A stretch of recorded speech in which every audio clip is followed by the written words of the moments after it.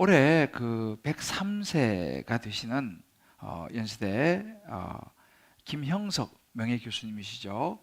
이분이 최근에 김형석 교수의 예수를 믿는다는 것이라는 책을 출간했습니다. 저는 이 교수님의 책이 나오면 일단 제가 사서 이제 보는데요. 그 이유 중에 하나가 물론 이분이 이제 연세도 물론 많으시긴 그런 부분도 있지만 이분은 100년 가까운 신앙생활을 아주 실제적으로 하신 분이고 또 하고 계신 분이고 또 예수님과 동행하신 분이기 때문에 이런 분의 그 삶이라든지 말 한마디는 정말 제가 눈여겨보고 귀담아 들을 충분한 가치가 있다라고 저는 생각하기 때문입니다. 이 김형석 교수님은 그 책의 앞부분에서 이제 자기 이야기를 합니다. 너무 가난했어요. 그래서 이 외삼촌 집인데 얹혀 살기도 하고 그런 이제 어린 시절을 보냈는데 태어날 때부터 너무 건강이 나쁘고 또 지병이 있어가지고 아주 어릴 때부터 자주 쓰러지고 또 의식을 잃어가지고 엎혀서 집으로 가곤 하고 그러면 그렇게 되면 집에 며칠씩 누워 있어야 되는 이제 그런 어린 시절을 보냈습니다. 물론 이제 목숨이 위태로운 그런 상황도 있었고요. 근데 이제 초등학교를 졸업할 무렵이 됐는데 이 의사 선생님이 자기 아버지에게 하는 이야기를 옆에서 우연히 뒤에서 이제 듣게 됩니다. 의사 선생님이 아버지한테 이렇게 가는 거예요. 이 아이는 건강과 생명을 예측할 수 없으니까 아무것도 시키지 말고 그냥 공부 이런 거 너무 신경쓰게 하지 말고 편히 놀고 그냥 쉬게 그냥 해주세요. 이렇게 이제 아버지에게 얘기하는 것을 이 어린 나이에 듣게 돼요. 그 말 들으니까 얼마나 어린 마음에 참 가난한 것도 힘드는데 내가 이제 죽는구나 이 생각하면서 이제 죽음을 기다리면서 중학교 가는 것을 이제 단념을 합니다. 엄마도 그 아버지로부터 그 얘기를 듣고 막 울면서 그래 돈도 없는데 뭐 학교도 못 가지 이제 하면서 그렇게 많이 눈물을 흘렸다 그래요. 이제 그러던 중에 어느 날 밤에 이 아이가 산으로 올라가서 소나무가 우거진 그 산으로 올라갑니다. 그리고 한 바위 아래 앉아가지고 하나님 앞에 간절히 기도를 해요. 그 어린애가 뭐라 기도하면 이렇게 기도합니다. 하나님 저를 살려주시고 중학교 가게 해주시면 제가 이 다음에 커서 주님의 일을 돕겠습니다. 그러면서 하염없이 눈물을 흘리면서 그 어린 나이에 그래도 얼마나 마음이 슬프겠어요. 그 슬픈 그 마음을 기도하면서 막 울면서 쏟아내고 이제 기도를 마치고 산에서 이제 그날 밤에 내려오는데 그 마음에 내가 이제 낫겠구나 라는 그런 확신이 들더라는 거예요. 그 어린 마음에. 그래서 이제 내려와서 그날 밤에 기적이 일어났어요. 그런 마음이 막 들어서 집에 내려와서 이제 자고 다음날 아침에 일어났는데 몸이 나서버린 거예요. 그리고 중학교도 가게 되고 그 다음부터 그렇게 아픈 적이 없이 지금 이제 103세 사셨어요. 건강하게. 지금도 아주 건강하시더라고요. 그런데 그분이 그런 이야기 하는 거예요.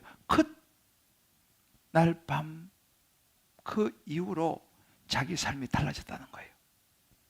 그리고 이제 중학교 들어갔는데 중학교 때 그 왜 우리 옛날쯤은 부흥 집회 같은 거 이제 교회에서 하잖아요. 그런 데 가서 은혜 받고 옛날에 중학교 4학년이 있었던 거예요. 중학교 4학년 때 다른 교회 가서 집회를 하기 시작했어요. 말씀을 전하라 해가지고 말씀을 전하면서 이제 그렇게 이제 은혜 받으면서 성장을 해왔다는 그런 이야기를 하는 걸 보았습니다.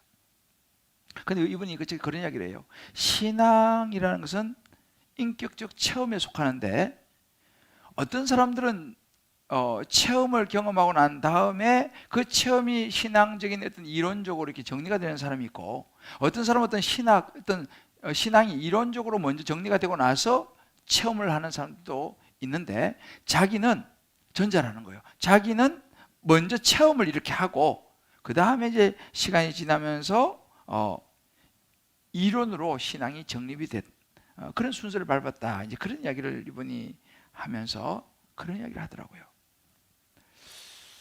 믿음은 삶의 내용이며 삶의 실천이다. 이런 이야기를 합니다. 제가 이 이야기를 듣고 이분의 말 정말 100% 동의가 됐어요. 우리가 예수를 제대로 믿게 되면은 우리의 삶의 내용이 변화할 수밖에 없다는 거예요. 그럼 우리 삶의 내용이 변하게 되면 그것이 어떻게 되냐? 그것이 행동, 실천으로 나타나는 것이 정상이라는 것이죠. 예를 들어서요, 자식은요 다 부모를 닮게 돼요. 하다못해 발가락이라도 닮는다고 합니다. 제가 사진을 한 장 보여드릴게요.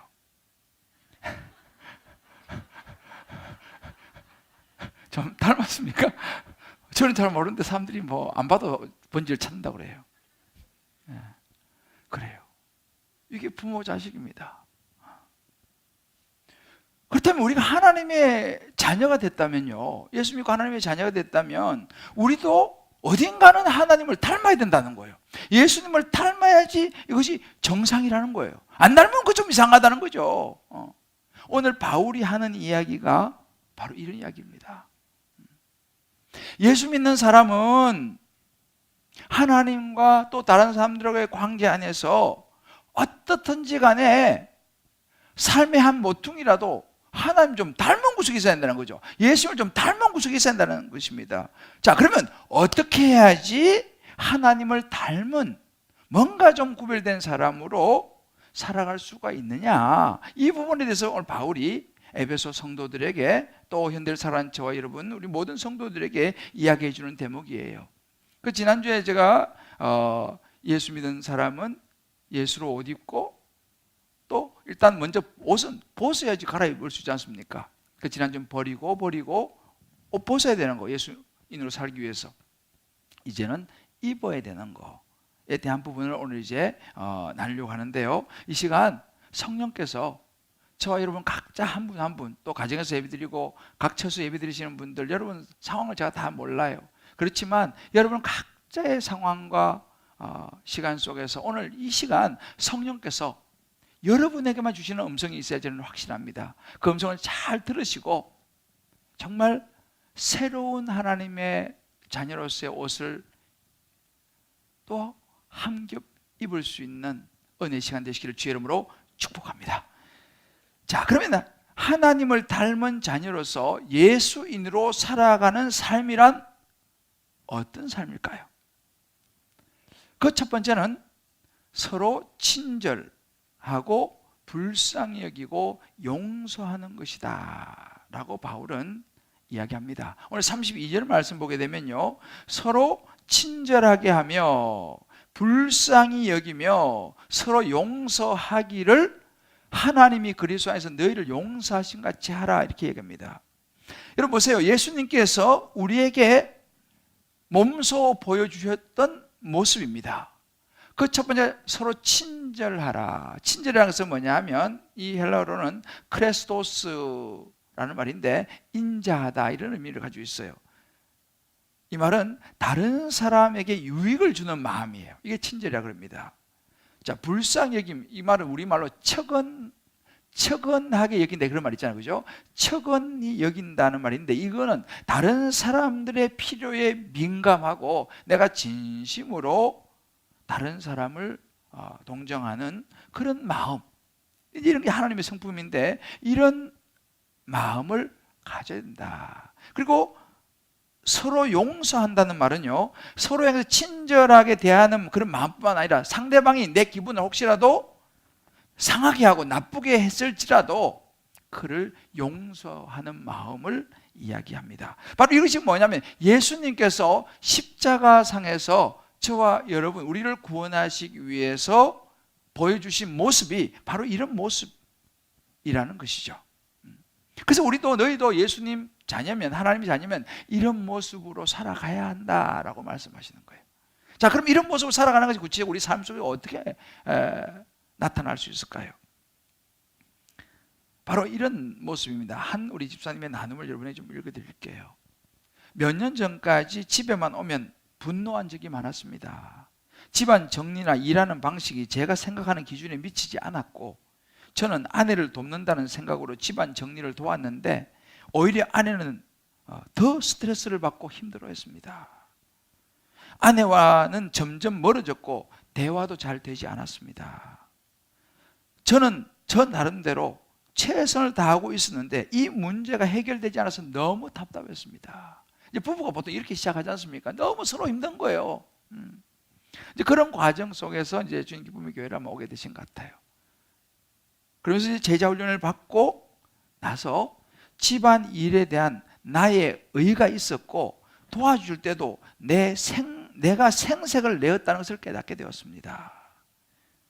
그러면서 회개하고 아내에게도 용서를 빌었습니다. 어떻게 됐을까요? 이제는 집안이 어지러워도 분노하지 않고 마음이 평안하고 집안일을 도와주지 않아도 아내는 행복해합니다. 나의 의를 내려놓음으로 몸과 마음이 다 평안하게 되었습니다. 할렐루야. 이게 예수인의 삶의 모습인 거예요. 오늘 바울이 말하는 서로 친절하고 불쌍히 여기고 서로 용서하는 모습이 바로 이런 모습이에요. 뭐 거창한 게 아닙니다. 우리의 실제 삶 속에서 말이죠. 그러니까 여러분, 교회가 교회된다. 좋은 교회, 건강한 교회가 어떤 교회인가요? 우리가 좋은 성도, 좋은 성숙한 그리스도인이 되는 것이 어떤 모습인 거예요? 바로 이런 모습이죠. 이런 교회가 되는 것입니다. 이런 공동체가 되는 것이죠. 특별히 이 세 가지가 다 어렵지만 그 중에 어려운 것은 이 용서라는 이 부분이 좀 어렵습니다. 예수님께서는요, 이 용서를 말씀할 때 이렇게 했어요. 7번씩 70번을 용서해 주라, 이렇게 말씀하셨어요.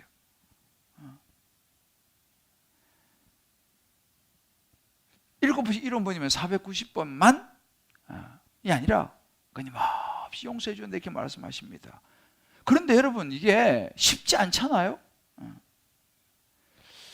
근데 우리가 용서를 하려면요, 어떻게 이거 가능한가 하면 예수님이 우리를 위해서, 예수님이 우리가 죄로 인해서 죽을 수밖에 없는 죄인이지만 예수님이 우리를 구원하시고 우리를 용서해 주시기 위해서 몸소 십자가에 달려 죽으셨다는 사실, 그 죽으심과 부활로 우리도 용서받았다는 사실을 우리가 알 때에 우리도 용서할 수 있는 힘이 생긴다는 거예요.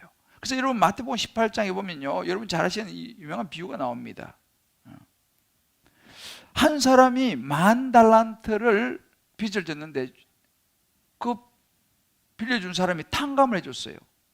그런데 이 사람이 너무 고맙잖아요. 나가가지고 100데나리온을 자기한테 빌리고 못 갚은 사람한테 막 윽박지르면서 갚으라 그러니까 지금 좀 기다려달라니까 막 감옥에 집어넣을 거야 막 이렇게 하는 사람의 이야기가 나옵니다. 이게 지금 어느 정도 차이냐면요, 우리말 5천만 원 빌리고 5천만 원을 탕감받은 사람이 100원 빌리고 그거 안 갚는다고 감옥에 집어넣으려고 하는 그런 비유 이야기예요. 여러분, 이래서 되겠습니까? 그래서 그런 모습을 보고 그 주인이 뭐라고 그랬겠어요? 얼마나 기가 차겠습니까? 자기는 5천만 원 탕감해 준대 100원 안 갚았다고 말이지. 그러면서 마태복음 18장 33절에 이렇게 말합니다. 내가 너를 불쌍히 여긴 것 같이 너도 네 동료를 불쌍히 여기는 것이 마땅하지 아니하냐 라고 이야기하는 거예요. 여러분, 이제 가만히 보세요. 용서를 못하는 것은요, 내 안에 이 의가 아직도 많이 있기 때문에 그런 거예요. 만약에 내가 용서받았다는 것을, 내가 5천만 원 탕감 받았는데 이거를 내가 기억하고 있다면 그 100원 못 갚았다고 그럴 수 있겠습니까? 우리가 다른 사람을 용서할 수 있는 것은 뭐냐면 나도 용서를 받은 자라는 거예요. 나도 죽을 수밖에 없는 죄인인데 예수님이 십자가에서 나를 위해서 죽으시고 부활하심으로 내가 용서받았다는 것을, 우리가 그것을 기억할 때에 다른 사람을 용서할 수 있다는 말입니다. 나도 이렇게 큰 용서를 받았는데 내가 이래서 되겠나? 그럴 때 용서가 가능하더라는 것입니다. 저도 여러분도 우리가 기도할 것이 뭐냐면 항상 잊지 말아야 되는 것이, 하나님, 나도 용서받은 사람이라는 걸 잊지 않게 하여 주십시오. 우리 교회도 마찬가지죠. 우리가 모두가 하나님의 은혜를 입고 용서받은 사람이기 때문에 우리도 서로서로 용서하는 공동체, 서로서로 받아주는 공동체가 되어야 될 줄을 믿습니다. 근데 이게 참 어려워요. 우리가 많이 참아준다 해도 두세 번, 서너 번, 많이 봐 10번 우리가 참아준다 칩시다. 예수님이 뭐라고 그랬어요? 7번씩 70번이라고 그랬잖아요. 그래서 참 어려운 부분이에요. 저도 사실 이 부분이. 그렇지만 주님께서 그렇게 말씀하시는 거예요. 각자가 정해놓은 어느 정도 한계가 있는 거예요. 그죠? 저도 그래요. 근데 이 정도 되면 더 이상 나도 이제 더 이상 내가 못 참겠다, 더 이상 난 못하겠다, 이렇게 막 포기하고 싶은 마음이 저도 올라온다니까요. 그런데 이 말씀 묵상하면서 주님 말씀하시는 거예요. 너 몇 번 그거 받아줬냐? 그러니까 제가 할 말이 없더라고요. 주님 알겠습니다. 한 집사님의 나눔입니다. 이 주식시장이 좋지 않다 보니까 남편이 매일 오후 일찍 퇴근을 하는 거예요. 퇴근해서 집에 이제 오면은 거실에 소파에 누워가지고 이제 TV 보면서 자꾸 이것저것 시키고 요구를 하는 남편을 보면 막 화가 치밀어 오른다는 거예요. 자기는 하루 종일 집에서 애 뒤짝거리 하고 집안 정리하고 얼마나 힘든데, 퇴근해가지고 와가지고 자기 몸은 자기 좀 도와줄 생각을 하지 않고 자꾸만 그냥 자기한테 모든 걸 요구하니까, 그런 걸 볼 때마다 막 내가 결혼을 왜 했나 싶은 생각이 수십 번 후회가 밀려오더라는 거예요. 그러다 이 집사님이 이제 이 창세기 말씀을 묵상을 했어요. 이 창세기, 요즘 우리가 창세기 보고 있지 않습니까? 아브라함 종이 이제 그 주인 명을 받아가지고 주인 아들 그 부인 될 사람을 찾으러 먼 길을 가죠. 그리고 한 우물 앞에 이제 다다르면서 거기서 마침 만난 리브가라고 하는 처녀를 만나게 됩니다. 근데 이 종이 이제 나에게 물 좀 달라고 이렇게 요청을 하는데, 이 창세기 24장 18절을 보게 되면요, 이 리브가라고 하는 처녀가 그 물을 갖다가 그 나그네 그 종에게 한 주걱 떠줄 수는 있지만 그렇게 하지 않습니다. 자, 이 물 마시세요 하고 주고 난 다음에 이 리브가라는 처녀가 어떻게 하냐면요, 당신의 낙타를 위해서도 제가 물을 길어서 낙타도 먹이겠습니다, 이렇게 말하는 거예요. 여러분, 낙타가 물을 좀 많이 먹습니까? 보통 일이 아니잖아, 그죠?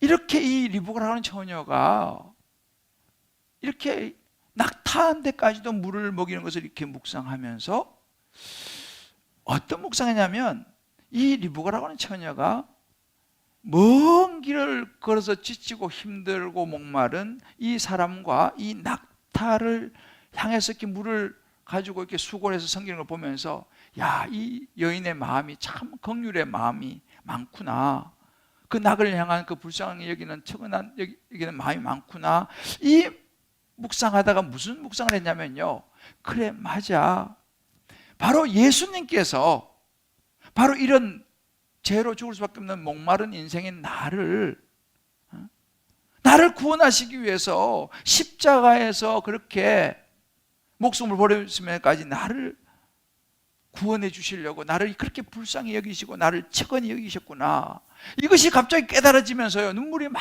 흐르더라는 거예요.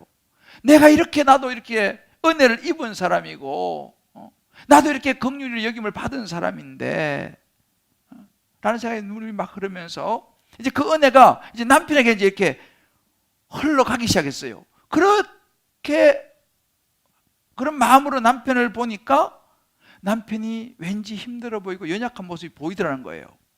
그러면서 이렇게 고백을 합니다. 이런 시간 집에 와서 하루 종일 아내 눈치 보며 있는 것이 본인도 원해서가 아니라 너무 어려운 주식시장 탓에 어쩔 수 없는 것임을, 집에 오면 탈진이 되어 그럴 힘조차 없어 쓰러져 잠드는 것이 게을러서 그런 것이 아닌 직장에서의 엄청난 스트레스로 인한 것임을, 가장으로서 견뎌내야 하는 무게가 너무 큰데 하소연할 곳조차 없어 모든 것을 혼자 감내하고 있음이 나에게 느껴지며, 남편을 향한 불편한 마음보다는 불쌍한 마음이 조금씩 차오르기 시작했습니다. 여러분, 바로 이것이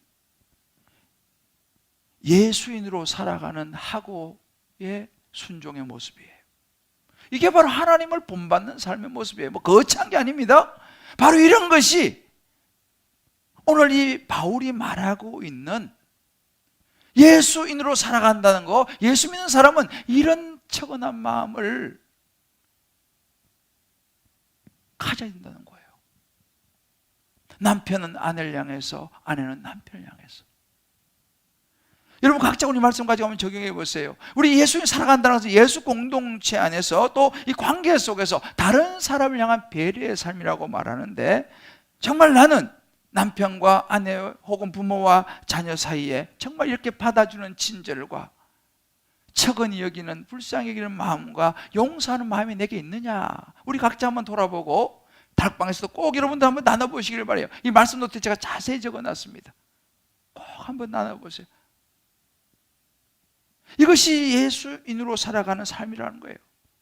두 번째는요, 사랑 가운데서 행하는 것이라고 얘기합니다. 여러분, 그 각인 현상이라고 들어보셨어요? 각인 현상. 이 각인 현상이라는 것은요, 이 동물들, 몇몇 동물들의 그 초기 발육 단계에서 나타나는 그 현상을 각인 현상이라고 이야기합니다. 이 동물이 태어나서 아주 그 초기에 어떤 결정적인 단계에서 어린 동물이 자기에게 가장 먼저 노출된 대상, 그게 무슨 뭐 동물일 수도 있고 사람일 수도 있고 되는데, 그러면 그 가장 먼저 접촉한 대상을 자기 엄마로 인식한다는 거예요. 이게 각인 현상이에요. 그래서 여러분, 그런 거 있잖아요. 거위가 있잖아요. 제일 먼저 강아지를 만나지 않습니까? 그러면 거의 이 오리가 강아지 따라다녀요. 여러분, 세상에 이런 일이 그런 거 가끔 보셨죠? 강아지를 엄마라고 생각하고 따라다니는 거예요. 가끔 이런 멧돼지 새끼 있잖아요. 멧돼지가 아주 어렸을 때 사람이 주워다가 키우면요, 멧돼지가 사람 따라다녀요. 졸졸졸 따라다닙니다. 멧돼지인데 분명히 사람을 졸졸졸 따라다녀요. 그 사람이 자기 엄마라고 인식을 한다는 거예요. 이게 이제 각인 현상이에요. 어떨 때는 송아지가 막 안방에 따라 들어와요. 그거 하여튼 그런 거 나와요. 자, 우리가 하나님의 사랑을 통해서 예수님이 이렇게 우리가 나를 위해서 참 목숨을 내어주신 그 귀한 분으로 우리가 만약에 각인이 되면요, 우리도 이렇게 예수님을 따라다니며 예수님을 본받으려고 하는 이런 각인 현상이 우리에게도 나타나야 된다라고 하는 것이 바울의 오늘 이 이야기예요. 우리도 그렇게 예수님이 너무너무 귀한 분이니까 예수님 따라 살아가려고 애를 쓰는 것이, 이것이 그리스도인의 모습이어야 된다라고 바울이 이야기하는 것입니다. 그래서 5장 1절 이렇게 말합니다. 사랑을 받는 자녀같이 너희는 하나님을 본받는 자가 되라는 거예요. 2절에 보면 그리스도께서 너희를 사랑하신 같이 너희도 사랑 가운데 행하라, 이 말입니다. 본받는다는 의미가 뭐예요? 아까 얘기했죠. 자녀가 부모를 닮듯이 우리 믿는 자는요, 하나님을 닮아가야 된다. 예수님 닮아가야 된다는 것입니다. 사랑 가운데 행하여 서로의 관계를 이렇게 맺어가야 된다. 서로 사랑 가운데 행해야 된다는 것입니다. 여러분, 사랑의 모델은, 우리가 본받을 사랑의 모델은 뭐예요? 예수님입니다. 여러분들 그 집을 구입할 때, 아파트 같은 거 구입할 때 어떻게 합니까? 제일 먼저 뭘 봅니까? 모델하우스 보러 가시잖아요, 그죠? 그럼 모델하우스 보러 가가지고 구석구석 다 살펴보지 않습니까? 마찬가지예요. 우리가 하나님의 사랑을 알고, 하나님의 사랑이 가장 깊은 곳은 십자가인데요, 우리가 그 하나님의 사랑을 알면요, 우리도 그 하나님의 사랑이 우리에게 전해지고, 우리가 그 하나님의 사랑을 소유하고 있으면 우리 주변의 사람들이요, 뭘 보고 예수 믿는지 아세요? 내 안에 있는 하나님의 사랑 보고요, 그 사람이 예수 믿기로 결정하는 거예요. 우리가 모델하우스 보고 나도 거기 사야겠다 이렇게 결정한 것처럼 우리가 그런 사랑이 우리 안에 있으면 우리 보고 그 사람이 나도 따라가 볼까? 그래서 교회 따라오는 거 아니겠어요? 여러분 분명하지만 예수님이 보여주신 사랑은요 단어가 아닙니다. 지식이 아니에요. 예수님이 보여주신 사랑은요 삶이었습니다. 어떤 삶을 보여줬습니까? 말로 사랑하라? 아니에요. 본인이 우리를 구원하시기 위해서 십자가에 달려 죽으셨어요. 우리를 구원하시기 위해서 자기 자신을 던졌습니다. 지금 우리가 사순절 기간이라 그래요. 사순절요. 왜? 이제 이 고난주간이 다가오고 있지 않습니까? 그래서 오늘 2절에 보면요 자신을 제물과 희생 제물, 우리를 위해서 자신을 버리사 향기로운 제물과 희생 제물로 하나님께 드리셨다 그랬어요. 예수님께서 바로 이렇게 사랑을 보여주셨습니다. 사랑은 말이 아니고 단어가 아니 지식이 아닙니다. 실제로 보여주는 거죠. 자신을 내어 드린 것입니다. 우리를 위해서. 그래서 우리가 그 예수님의 그 사랑으로 인해서 우리가 구원을 받게 되었다는 사실이에요. 바울이 그런 이야기를 하고 있는 것입니다. 그러니까 우리도 하나님의 자녀라면 우리도 다른 사람들이 구원을 받을 수 있도록 나를 좀 희생하면서 상대를 섬겨서 그 사람이 나를 보고 예수를 믿도록 해야 된다. 할렐루야. 좀 전에 제가 말씀드렸던 그 여집사님의 그런 삶이 뭐예요? 그리스도인으로서 구별된 삶의 모습을 보여주는 거죠. 사랑은 자기 자신을 희생하는 이것이 사랑이라는 것입니다. 여러분 우리가 분명히 아셔야 되는 게 뭐냐면 예수 믿는 사람은요 어떤 존재인가 하면요 예수 믿는 사람은요 사랑을 받는 존재입니다. 이걸 이제 아셔야 돼요. 예수를 믿는 사람은 사랑을 받는 존재인데 어떻게 그게 무슨 말이냐? 여러분 예수님께서요 이 땅에 오셔서 이제 공생이 시작하시면 세례 받으셨어요.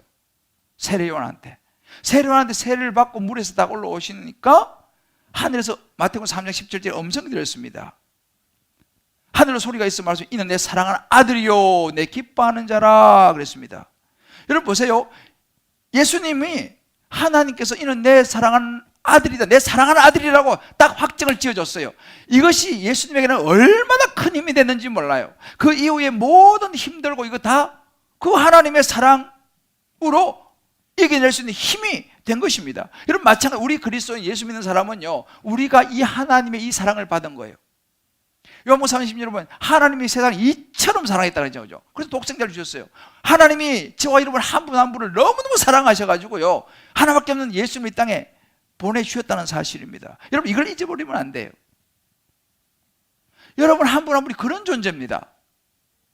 하나님이 여러분을 너무너무 사랑하신다는 거예요. 그러니까 우리가 사실은요 나는 너무 외로워 나는 누가 나 사랑해 줄 사람 없나 여러분 이렇게 말하면 사실은 엄밀하게 틀려요. 왜냐하면 하나님이요 사람들은 실망시키고 막 이렇게 하지만 하나님은 변함없이 여러분을 너무너무 사랑하신 줄 믿으시길 주의 이름으로 축복합니다.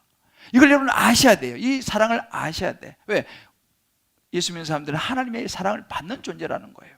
자, 한번 우리 서로에게 이렇게 한번 축복합시다. 하나님이 당신을 너무 사랑하십니다.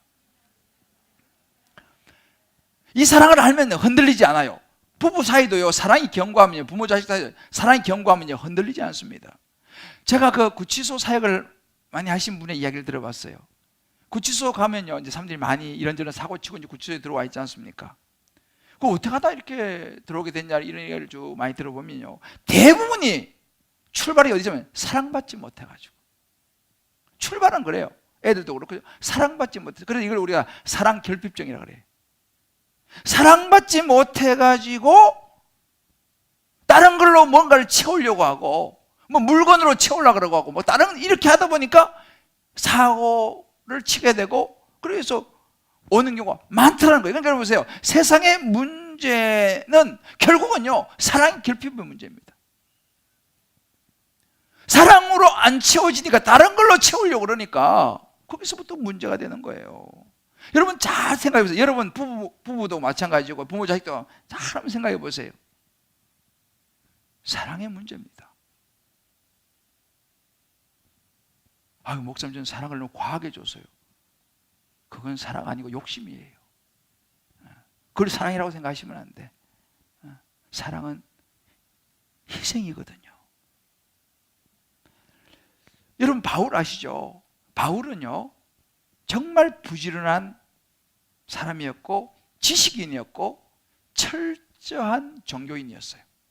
바리새인, 철저한 바리새인, 철저한 엄청 엄격한 종교인이었습니다. 그런데 그는 사랑을 몰랐어요. 그럴 수 있어요, 여러분들. 그런데 다메섹에서 예수님을 만나고 바울이 그 사랑을 깨닫게 됩니다. 하나님의 사랑을 진짜 깨닫게 되니까 그가 뭐라고 얘기하는지 아세요? 천사의 말을 할지라도 사랑 없으면 그 아무것도 아니다 이렇게 얘기합니다. 여러분 천사의 말이 얼마나 아름다워요, 그죠? 방은 능력을 바랄지라도 사랑 없으면 그거 아무것도 아니에요. 심지어 뭐라고 말합니까? 몸을 불사르게 내어줄지라도, 몸을 아무나 불사르게 내줍니까? 몸을 불사르게 내어줄지라도 사랑 없으면 그거 아무것도 아니라고 바울이 고백하는 거예요. 왜 세상이 예수 믿는 우리를 보고 감동하지 못합니까? 왜 세상이 목사를 보고도 감동하지 못합니까? 사랑이 없는 거예요. 사랑이 없는 거예요. 이 대목에 저도 참 정말 많이 찔려요. 이 사랑이 많아야 되는데 이 목사가 참 아직도 멀었어요. 그 김영석 교수님이 그 책에서 이런 이야기를 해요. 예수를 참으로 믿는다면 결국 사랑으로 드러날 수밖에 없다 이렇게 해요. 이분은 100년 이상 사셨잖아요, 신앙생활에서. 예수를 참으로 진짜 믿는다면 결국 사랑으로 드러날 수밖에 없다. 나는 이 말에 공감을 합니다.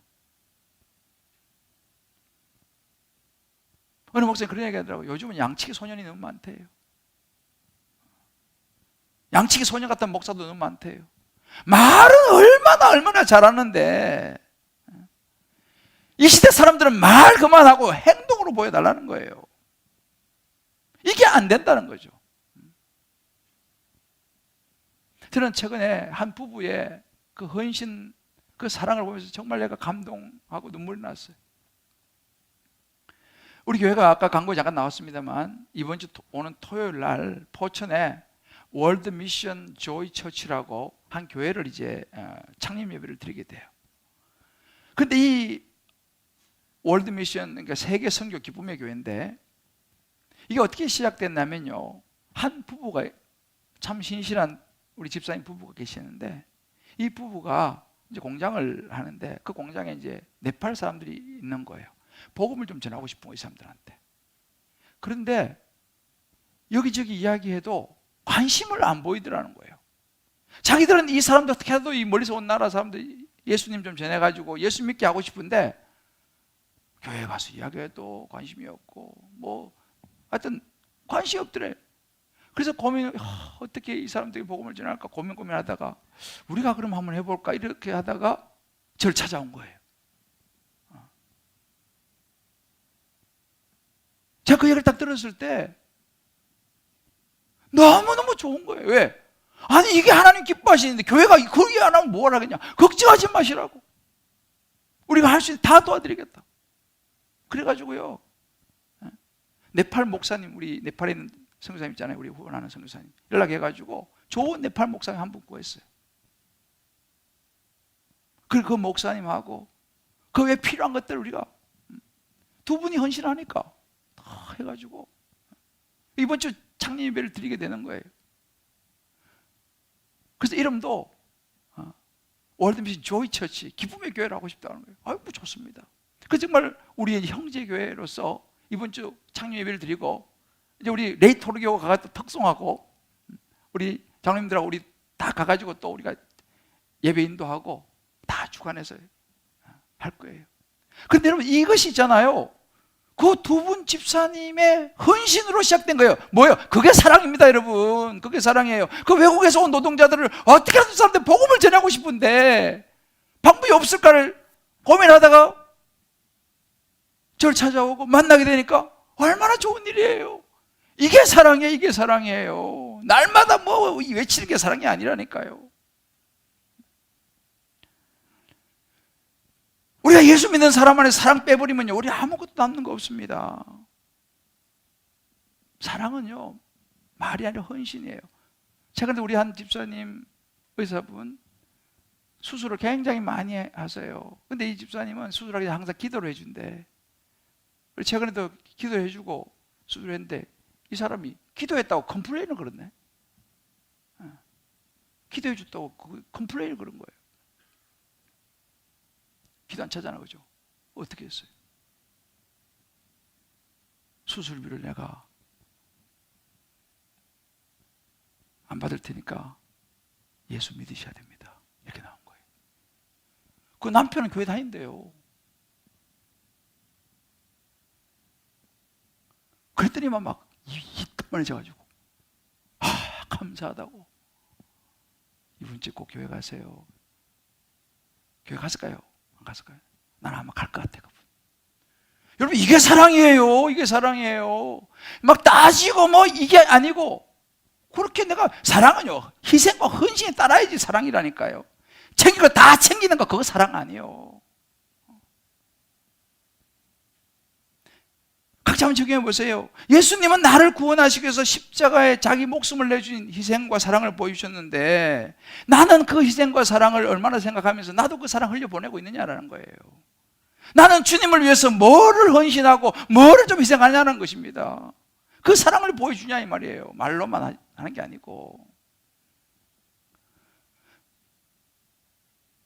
마지막 세 번째는 바울이 말하기를 감사하는 말을 해야 된다라고 말합니다.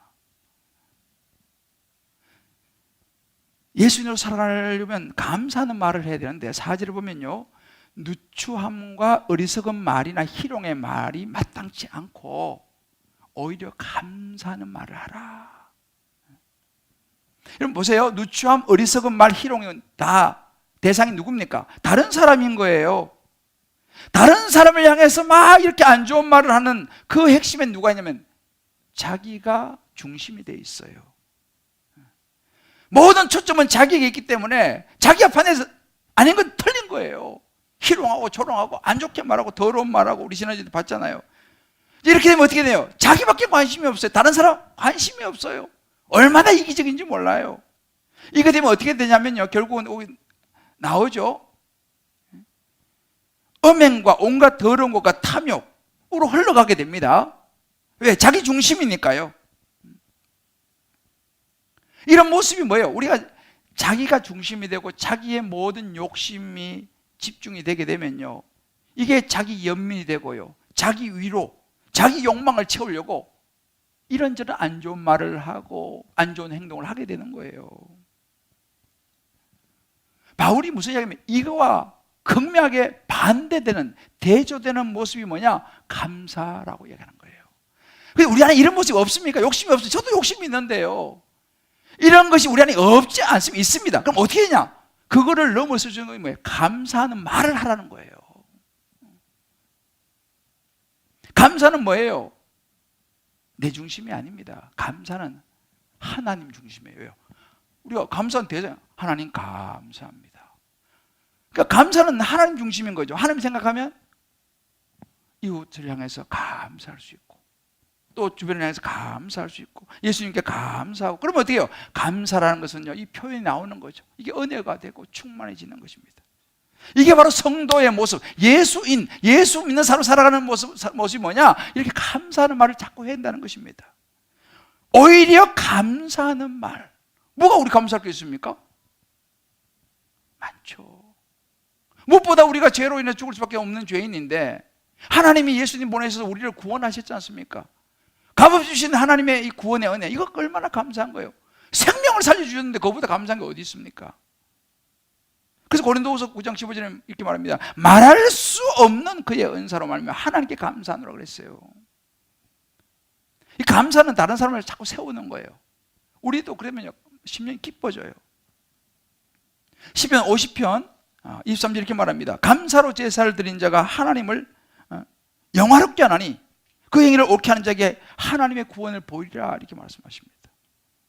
그대로 가만히 보세요. 감사는 언제 가능하냐면요, 감사는 우리의 근본을 생각할 때 감사가 나와요. 바울이 디모데전서 6장 7절 8절 이렇게 말합니다. 디모데전서 6장 7절 8절인데요, 우리가 세상에 아무것도 갖고 온 것이 없음에 또 아무것도 가져가지 못하고 우리가 먹을 것, 입을 것이 있어도 족한 줄을 알 것이라고 했습니다. 여러분, 세상에 나올 때 뭐 가지고 오신 분 손 들어봐요. 나는 이거 가지고 나왔다. 있어요? 없죠. 물론 태어나서 부모님 줘서 받은 건 있을지 모르겠지만은 근본적으로 우리 태어날 때 있잖아요. 아무것도 가져오지 않았습니다. 아무것도 가지 않아서 지금 이 정도 있으면 감사한 거 아니겠어요? 그걸로 족한 줄로 알아라는 거예요. 아무것도 안 가져와서 지금 이 정도 가지고 있으면 그만하면 감사한 거지. 뭘 더 바라냐는 거죠. 이것을 알 때 내가 아무것도 가져온 것이 없다는 걸 생각하고 깨달을 때 우리는 감사할 수 있다는 것입니다. 여러분, 이것이 예수인으로 살아가는 것이라고 말씀하시는 거예요. 데살로니가서 5장 18절에 말합니다. 범사에 감사하라. 뭐예요? everything이에요. 모든 일이에요. 범사에 감사하라. 이것이 그리스도 안에 너희를 향한 하나님의 뜻. 여러분, 저는 목사 하나님의 뜻이 뭔지 모르겠어요. 오늘 분명히 아세요. 감사하는 것이 하나님의 뜻입니다. 할렐루야. 분명히 말해요. 범사에 감사하라. 이것이 그리스도 예수 안에서 너희를 향하신 하나님의 뜻이니라. 자, 우리 좌우의 분이 한번 얘기해 줍시다. 감사하는 것이 하나님의 뜻입니다. 여러분, 감사한 게 하나님의 뜻이 복잡하게 생각하지 마세요. 내가 병들었습니까? 감사하는 거예요. 내가 어떤 일에 실패를 봤습니까? 감사하는 거예요. 어떤 상황이 성경에서요, 이런 상황에만 감사하라 그렇게 말하지 않습니다. 범사에 모든 일에 감사하라는 거예요. 인생 전체를 놓고 볼 때 우리는 아예 이제 나는 감사하며 살겠다라고 결정하라는 거예요. 왜? 그것이 하나님의 뜻이라는 것입니다. 그럼에도 감사하라는 거예요. 때로는 그리 아니하실 자라도 감사하라는 거예요. 왜? 감사하면 누가 주냐? 그 감사가 우리에게 복이 된다는 사실입니다. 할렐루야. 그리고 우리가요, 우리 한국 사람은, 이 외국 사람은 이런 거 참 잘해요. 뭐가 하면 thank you, thanks. 우리도 그런 거 봐야 돼요. 감사해요. 밥 먹을 때 감사기도 하지 않습니까? 주일날 교회에 이렇게 여러분들 올 수 있는 것이 얼마나 감사해요. 오고 싶어도 몸 아프면 못 오잖아요. 집에서도 예배 드릴 수 있는 거 여러분 얼마나 감사합니까? 매체가 발 집에서 예배 드릴 수 있고 감사한 거죠. 오늘 아침 눈 뜬 거 여러분 감사한 거예요. 아무나 눈 뜨는 거 아닙니다. 모든 것이 감사하다는 사실이에요. 그걸 보면요, 감사도 순종이에요. 성경에요, 그냥 감사하려면 하고 그냥 선택해 그렇게 말합니까? 아니에요. 오늘 말씀은요, 감사하는 말을 하라 이렇게 말합니다. 하라는 거예요. 명령이에요. 용서하라는 거예요. 해도 되고 안 해도 돼 아니에요. 용서하라는 거예요. 감사하라는 거예요. 사랑하라는 거예요. 조건이 없습니다. 한번 이 감사하는 말을 여러분들 한번 시도해 보시길 바라요. 어떤 상황이 있더라도. 자, 우리 한번 좌우를 한번 축복합시다. 이제 우리 어떤 상황에서 감사하는 말을 하면서 합시다. 사랑하는 성도 여러분, 자, 여러분에게 한 가지 묻습니다. 여러분 예수 믿으시는가요? 예수 믿습니까? 예수님이 나를 위해서 십자가에 죽으시고 부활하셔서 내가 영원한 생명을 얻었다는 사실 믿습니까? 다시 한번 크게 한번 해보세요. 여러분 예수 믿으십니까? 아멘이에요. 저도 믿습니다. 자, 그러면 이제 우리가 어떻게 살아야 합니까? 어떻게 하면 이런 옷을 입을 수 있을까요? 저는 지난주에 한 집사님의 말이 참 내 마음에 너무너무 마음에 깊이 와닿았어요. 한 집사님이 이렇게 이야기하는 거예요. 목사님, 정말요, 기도해야 사랑이 나오는 것 같아요. 기도해야지 사랑할 수 있는 것 같아요. 이렇게 이야기하더라고요. 저는 그 심플한 말이가 굉장히 마음에 와닿았어요. 그냥 되는 게 아니고요, 기도해야지 사랑이 되더라는 거예요. 저와 여러분이 사랑을 위해서 기도할 수 있게 되기를 기도합니다. 서로 친절하고 불쌍히 여기고 용서, 이것을 위해서, 사랑을 위해서, 감사하는 말을 위해서 저와 여러분 기도할 수 있게 되기를 주의 이름으로 축복합니다. 아멘. 나도 허물이 보일 수 있죠. 내가 생각하는 수준에 못 미칠 수도 있어요. 그죠? 내 마음에 안 들 수도 있어요. 저도 그럴 때가 많아요. 그러나 그럴 때 예수님 생각하면서 기다려주고 이해해주고 받아주고, 이게 예수 믿는 거라는 거예요. 제가 이 말씀을 묵상하면서 떠오른 한 글귀가 뭐냐면, 일본의 그 예수인의 대표적인 사람이 우찌무라 간조라는 분입니다. 이 우찌무라 간조가 쓴 시예요, 시. 예수를 생각하고 나는이라고 하는 시인데, 이거를 이제 곡을 붙여가서 찬양을 만들었는데, 그 가사가 이렇습니다. 예수를 생각하고 나는 나의 가난함도 슬프지 않고 남의 부유함도 부럽지 않나니, 예수를 생각하고 나는 오직 감사한 마음이 넘칠 따름이라. 예수를 생각하고 나는 몸의 환난도 괴롭지 않고 그 행복도 사모하지 않나니, 예수를 생각하고 나는 오직 평강과 만족이 있을 따름이라.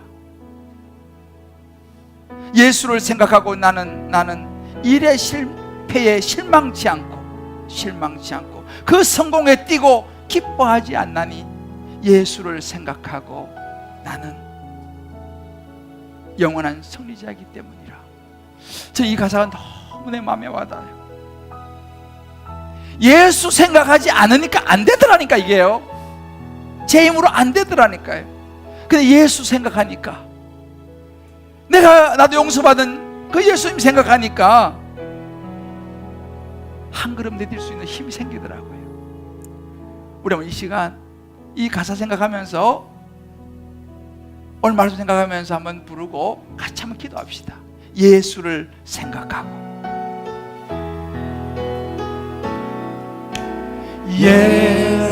예수를 생각하고 나는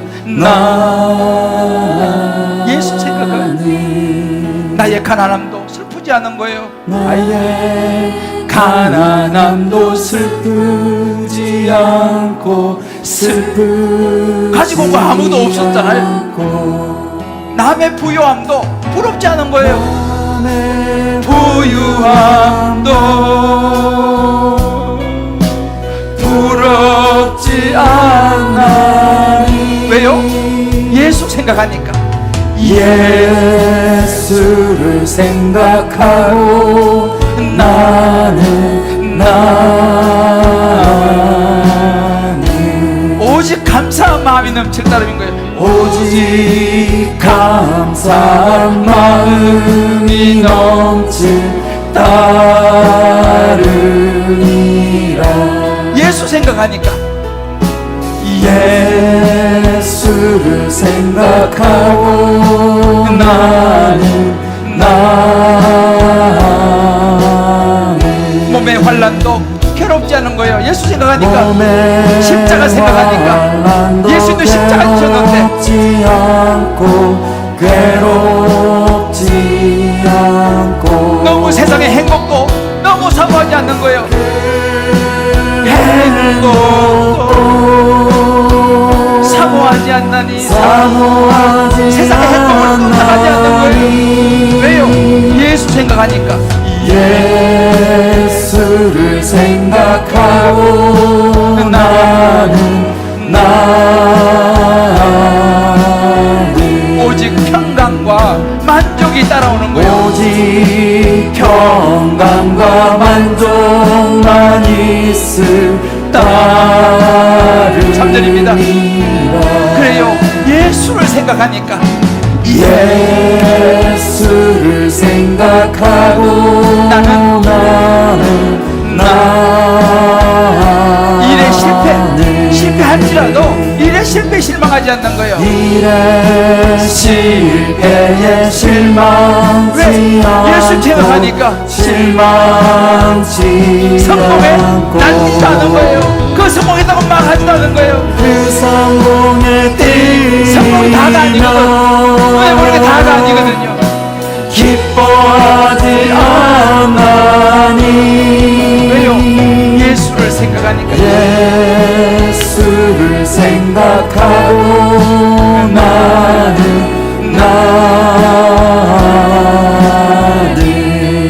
오직 영원한 승리자이기 때문입니다. 오직 영원한 승리자이기 때문이라.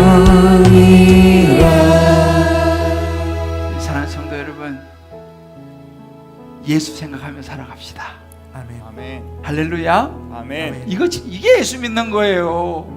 일이 잘 돼서 막 성공하면 막 펄쩍을 뛰다가 일 실패되면 막 낙심한 그거 예수 믿는 거 아니에요. 물론 우리가 약하기 때문에 그런 부분이 있죠. 그러나 여러분, 예수 믿는다는 거요, 예수님으로 살아간다는 거요, 예수님으로 인하여 기뻐하는 것인 줄 믿으시길 바라요. 아멘. 할렐루야. 아멘. 몸이 아파도요, 예수님 생각하면서 일어나는, 그게 예수 믿는 거예요. 그 모습 보면서 사람들이 예수 믿는다니까요. 하나님 중심이 되어서 좁은 길을 걸으며 밤낮 기뻐하는 거, 주의 영이 함께함이라. 그죠? 그게 예수 믿는 거예요. 아멘. 우리 한번 이 시간 저희 눈을 감고 한번 기도합시다. 오늘 말씀을 들으면서 여러분 각자 계신 하나님의 마음이 있을 거예요. 생각이 있을 거예요. 그것이 성령의 음성이에요. 하나님 내게 그 힘을 달라고, 예수 생각하고 하나님 예수인으로 살아갈 수 있는 힘과 용기 한 걸음이라도 주여 내게 달라고 우리 마음속에 조용히 주의 이름 부르며 같이 한번 기도해 나가겠습니다. 주여, 예수를 하나님 아버지, 하나님 아버지, 하나님 아버지, 하나님 아버지, 이 시간 우리 사랑하는 성도님을 찾아가셔서 말씀하여 주시옵소서. 여러 가지 삶에 아버지 가난함이 있고 몸에 환란이 있고 일에 실패가 있을지 모르겠습니다. 남의 무효함이 부럽고 행복도 아버지 그 성공도 아버지 많은 것을 위해 우리의 삶이 어렵고 있는 때가 있습니다. 하나님 아버지, 그러나 그 삶 속에서 예수 생각하게 도와주시옵소서. 예수님으로 살아내게 도와주기를 원합니다. 예수 생각하면서 감사가 넘치게 도와주시옵소서. 평강과 만족이 영원한 천국의 소망을 두고 살아 우리의 삶이 되기를 원합니다. 하나님 아버지 도와주시옵소서. 이 시간 찾아가 위로하여 주시고 각 가정으로 아버지 현장으로 있는 모든 곳에 믿는 모든 이들을 주여 축복하여 주시고 아버지 예수 생각하면서 감당할 수 있도록 해주시기 원합니다. 오 하나님의 도와주시옵소서. 오 하나님 어려워나요 원합니다. 오 하나님의 도와주시옵소서. 오 하나님, 오 하나님, 오 하나님 도우시기를 원합니다. 예수를 생각하고 나는 일에 실패해도 주여 실망치 않습니다. 일에 실패에 실망치 않고 실망치 않고 남의 부유함도 부럽지 않나니. 주님 그렇습니다. 예수님 생각합니다. 예수를 생각하고 나는 오직 감사한 마음이 따릅니다. 오직 감사한 마음이 넘치 따르니라.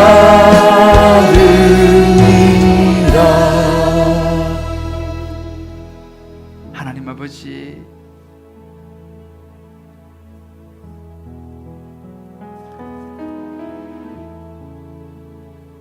예수를 생각하고 서로를 받아주는 우리의 삶이 되게 하여 주옵소서. 아멘. 예수를 생각하며 십자가를 생각하며 먼저 희생하는 삶이 되게 도와주시고 아멘.